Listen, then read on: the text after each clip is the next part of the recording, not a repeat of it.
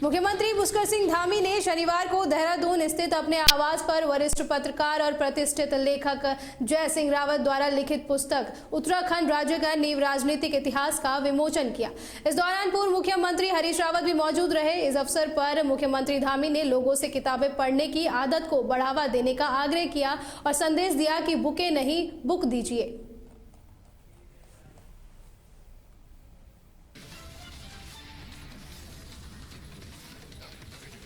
देहरादून स्थित समाजवादी पार्टी कार्यालय में शनिवार को स्वर्गीय मुलायम सिंह यादव की 86वीं जयंती मनाई गई।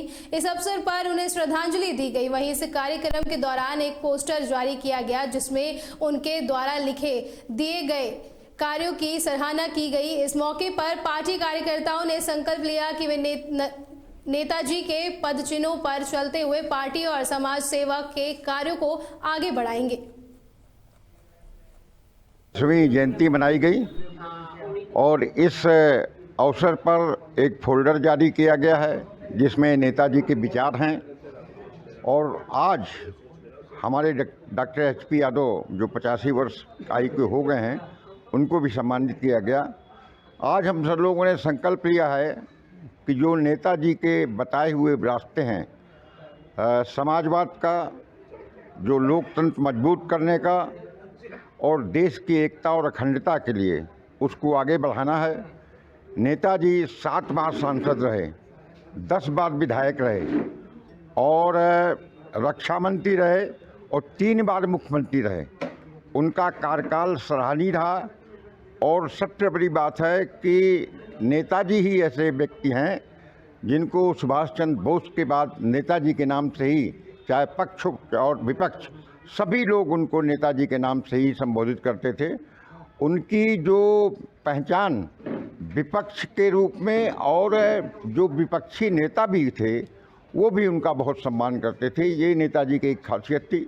और किसानों के लिए, बेरोजगारों के लिए और उत्तराखंड राज्य निर्माण के लिए जो संवैधानिक कार्य किया था वो नेताजी ने किया था, कौशिक समिति का निर्माण करके।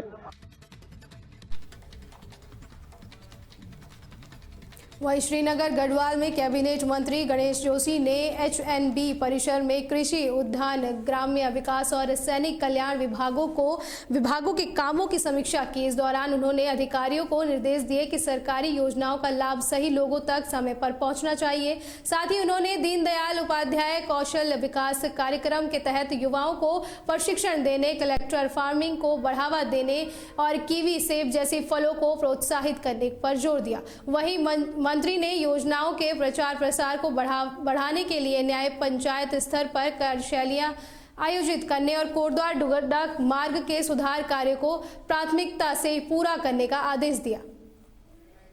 घंटे की इस बैठक में सभी विभागों ने अपनी प्रगति रिपोर्ट यहाँ पर दी और जिस हिसाब से हमारे अधिकारी कर्मचारी काम कर रहे हैं मैं उससे संतुष्ट हूँ।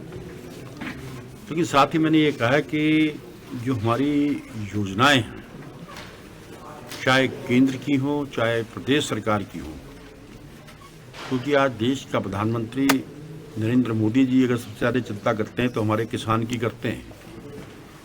और यहाँ का जो मुख्य व्यवसाय मुझे कृषि और उद्यान दिखाई देता है। और जब तक इन योजनाओं का लाभ उन लाभार्थियों तक नहीं पहुंचेगा जिनके लिए योजनाएं बनानी हैं, तो ये सब बेकार है। इसलिए मैंने अधिकारियों से कहा है कि इन योजनाओं को आम जनमानस तक पहुंचाने का काम हमारे जनप्रतिनिधि, हमारा ग्राम प्रधान कर सकते हैं। भविष्य में एक वर्कशॉप ग्राम प्रधानों की होनी चाहिए जिसमें इन सारी योजनाएं की जानकारी प्रेजेंटेशन के माध्यम से दी जाए, जिससे कि उसका लाभ हमारे इन लाभार्थियों तक पहुँचे। तो मुझे आश्वस्त किया गया है कि ये बैठकें भविष्य में होंगी।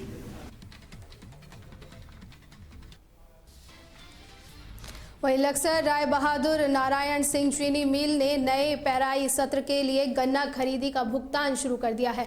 प्रधान प्रबंधक एसपी सिंह ने बताया कि 5 से 15 नवंबर तक देहात के 122 तोल केंद्रों पर खरीदे गए गन्ने का 28 करोड़ 36 लाख का भुगतान लक्सर, ज्वालापुर, इकबालपुर और लिब्बरहिड़ी गन्ना समिति को भेज दिया गया है। इस दौरान गन्ना समिति लक्सर के प्रभारी सचिव सूरजभान सिंह ने बताया कि मिल से भुगतान मिल गया है और इसे जल्द ही किसानों के बैंक खातों में भेज दिया जाएगा।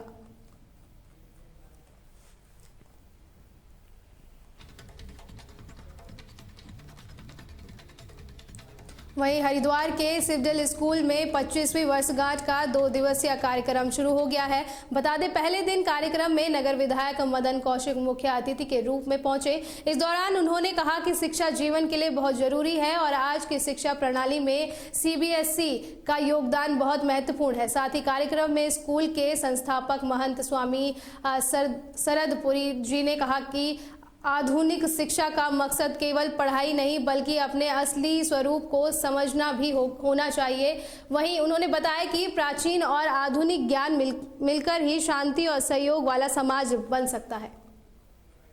अनोखी शक्ति लेकिन शिक्षा ऐसी हो क्लासिकल की गंभीरता जिसकी जड़ें जो है और वेस्टर्न हमारी मिट्टी की हो, सब मिलकर जिसमें भारतीयता हो, संगम रचने वाले हैं। हमारी संस्कृति परंपरा को आपको सुरों की एक जो शिक्षा उजागर करती हो, जहां हर ताल जो नई प्रेरणा जगाए। स्वयं का बोध कराती हो। आइए तालियों के साथ स्वागत तो करें। इन कुछ चीजों को लेके हम लोगों ने कल्पना की थी। उसमें बैंड का नेम है रेस बच्चों के आचार, मान लीजिए कि सर्वप्रथम ये था, भोजन को लेकर मैं बहुत संजीदा रहा हूँ। हम मानते हैं जैसा खाओ अन्न वैसा बने मन। तो सबसे पहले अगर शुद्धि होनी है तो बच्चों के भोजन में होनी है, आहार में होना है। आहार, फिर व्यवहार, पहनावा और हमारी जो भारतीय संस्कृति है जिसको कि आधुनिक समय में आकर लोगों ने तुच्छ माना, न्यूनतम माना उसको, हम उसका वैभव कैसे उसको प्रकट करें, कैसे जगाएं, इस कुछ चीज़ों को लेकर हम लोगों ने ये प्रयास किया था। और जब यहाँ पर जो एक समय था कि अंग्रेजी माध्यम के जितने भी विद्यालय हैं वो क्रिश्चियन मिशनरी ही चला सकते हैं। संतों की तो कोई औकात थी नहीं, संतों के बारे में तो धारणा बहुत गलत थी और ये माना जाता था अगर अंग्रेजी माध्यम से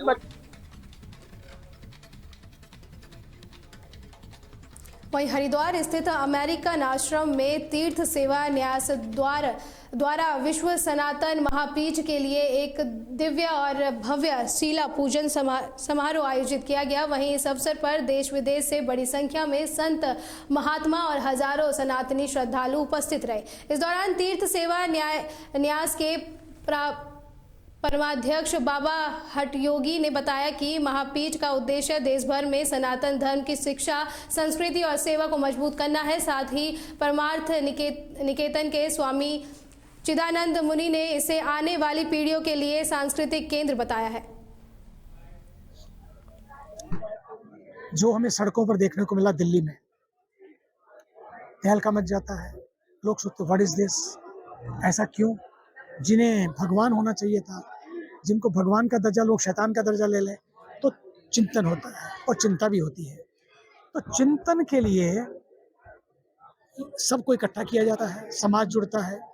महाकुंभ के बाद अपने आप में हरिद्वार में एक महाकुंभ जैसा ही समागम आज हुआ। देश से नहीं, पूरे विश्व से संत है। चिंतन एक ही था कि सब एक हों, एक रहेंगे तो सुरक्षित रहेंगे। सब साथ साथ जुड़े, और साथ साथ जुड़ने का मतलब ये नहीं है कि ये एकता किसी को नष्ट करने के लिए। ये एक घोषणा हुई है, उसका शिला पूजन हुआ है। हजारों हजार संत महापुरुषों के संतों के नेतृत्व में ये जो कार्यक्रम हुआ है ये अपने आप में ऐतिहासिक है, अद्वितीय है। और विश्व सनातन महापीठ पूरे विश्व का सनातन संरक्षण का, पुनर्जागरण का, पुनरुत्थान का सबसे बड़ा महाप्रकल्प है, जिसके अंदर बहुत सारे प्रकल्प हैं। 2032 तक ये पूर्ण रूप लेगा और 2029 तक इसका लगभग 80% उद्घाटन दे करके हम जनता को समर्पित कर देंगे। 29 में 22 फरवरी को इसका उद्घाटन कार्यक्रम है। इसके सारे जो कार्यक्रम है पहले से तय है, लेकिन आज जो कार्यक्रम हुआ है ये अपने आप में अद्वितीय है, अकल्पनीय है। पूरे देश और दुनिया के संत एक मंच पर एक पंडाल में यहाँ जिनके सबके समक्ष सबने एक मत से इसकी उद्घोषणा और शिला पूजन में भागीदारी की है, तो आप समझ सकते हो संतों ने अपने हाथ में कोई बागडोर ले ली है।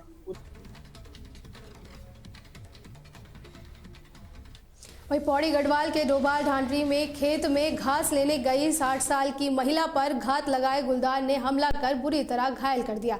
इस दौरान महिला के साथ गई अन्य महिलाओं के शोर मचाने के बाद गुलदार भाग गया। वहीं घायल महिला का इलाज जिला चिकित्सालय पौड़ी में चल रहा है। बता दें, घटना से गुस्साए ग्रामीणों ने डीएफओ अभिमन्यु सिंह से आक्रामक गुलदार को मारने की अनुमति देने की मांग की है। प्राथमिक इलाज दिया जा रहा है और हम फैमिली के साथ और उनको जो भी असिस्टेंस चाहिए वो प्राथमिकता पे दी जा रही है। साथ ही जो इस तरह की घटनाएं ज़्यादा संज्ञान में है, इसमें वन मुख्यालय स्तर से भी आज एक बैठक हुई थी 12:30 बजे, जिसमें इस तरह के जो घटनाएं बढ़ती जा रही हैं उनको निराकरण के लिए एडवाइजरी भी जारी की गई है।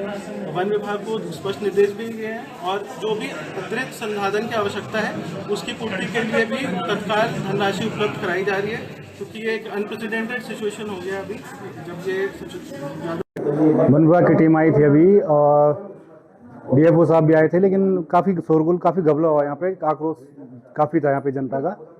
तो उन्होंने भी आश्वासन ही दिया है कि हम पिंजरे लगाएंगे और टीम के लिए तो अभी किसी ने बोला नहीं, शूट एंड साउट के ऑर्डर तो आए नहीं अभी, लेकिन हम तो यही मांग रहे हैं कि शूट एंड साइड का ऑर्डर दे। ये तो लगभग 2-2:30 पौने 3 बजे के आसपास की बात है। घास के लिए गए थे और तब तक बाघ ने हमला कर दिया और तो साथ में कोई था जो शोरगुल थे। अरे है कि यहाँ खरोचे हैं, वो नाखून है, वो निशान है, मुँह से पकड़ के ले गया, मतलब गंभीर रूप से है घायल। तो खैर देखिए ऐसा है, ये एक ही माह में लगातार चौथी घटना है और 24 घंटे में ये दूसरी घटना है। और हमें अब ये लगता है कि उत्तराखंड राज्य में जो पर्वतीय जिले हैं वहाँ के लोग, वहाँ जो बच गए लोग हैं वो सिर्फ और सिर्फ वोटर हैं और गुलदारों के लिए दोस्त हैं। तो वन विभाग इतना निकम्मा विभाग इस प्रदेश। मैं यमो 62 साल की महिला हैं, भगवान देवी नाम है इनका। ये आई थी, इनको मतलब नेक पे उनका लसेशन इंजरी है 3 जगह और हमने और सर्जन साहब ने मिलकर सब इनका ट्रीटमेंट कर दिया है। अभी इनकी स्थिति काफ़ी स्टेबल है, इनको आईसीयू में भर्ती किया गया है।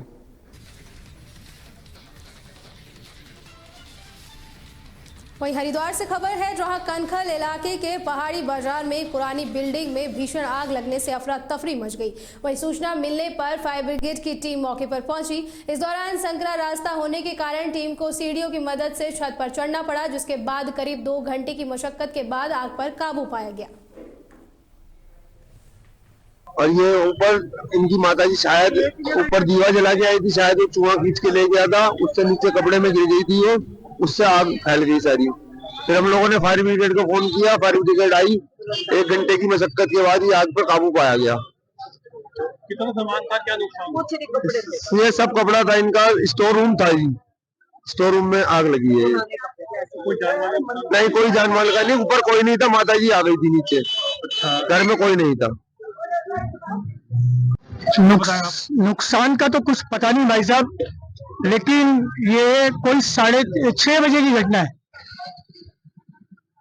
2 फायर ब्रिगेड आई थी, 15 मिनट के अंदर अंदर आ गई थी, है ना। और नुकसान का अभी आकलन नहीं लगाया गया है। जान माल का कोई हुआ है नुकसान? नहीं, जान माल का नुकसान कुछ नहीं हुआ। तो ये जो लगी कैसे? ये माता जी हमारी जोत जला के आई थी, उस प्रकार से या शॉर्ट सर्किट भी हो सकता है, कुछ कह नहीं सकते। और ये ऊपर इनकी